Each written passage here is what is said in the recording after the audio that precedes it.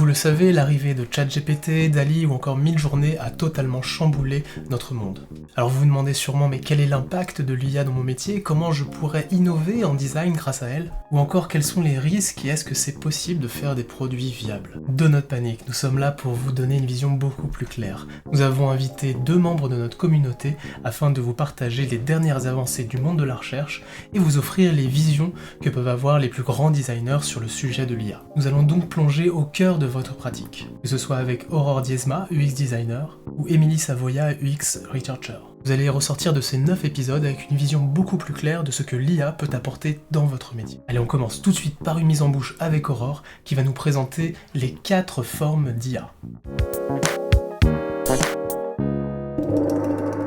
Ok, donc déjà dans un premier temps, il existe aujourd'hui 4 formes d'intelligence artificielle. Donc il y a dans un premier temps l'intelligence qui est automatisée, qui permet d'automatiser tout ce qui est tâches manuelles et cognitives, sauf qu'en fait ça n'implique pas de faire les choses différemment, mais juste d'automatiser ce qui existe.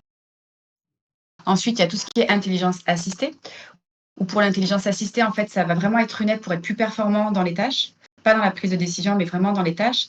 Sauf qu'on n'est pas sur du machine learning, donc ça veut dire que l'intelligence artificielle ne va pas foncièrement apprendre plus suite aux interactions qu'elle va avoir avec l'humain.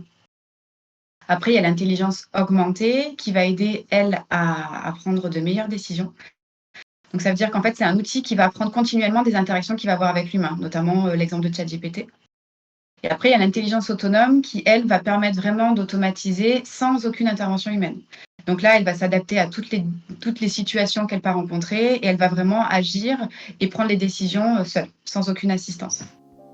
On se retrouve très rapidement pour le prochain épisode où Aurore nous proposera une vision historique de ce qu'est l'IA. Vous verrez que l'IA, on le retrouve depuis la mythologie. Et plus concrètement, on le retrouve depuis 1950 avec le projet Thésée. Vous pourrez aussi découvrir les grands marqueurs historiques en passant d'Alan Turing à l'hiver de l'IA. Et oui, il n'y a pas que ChatGPT dans la vie. D'ici là, si vous voulez parler d'IA et de design, n'hésitez pas à rejoindre notre communauté Do Not Panic sur Discord pour pouvoir échanger avec toute notre communauté. Bien entendu, Aurore et Émilie vous y attendent aussi.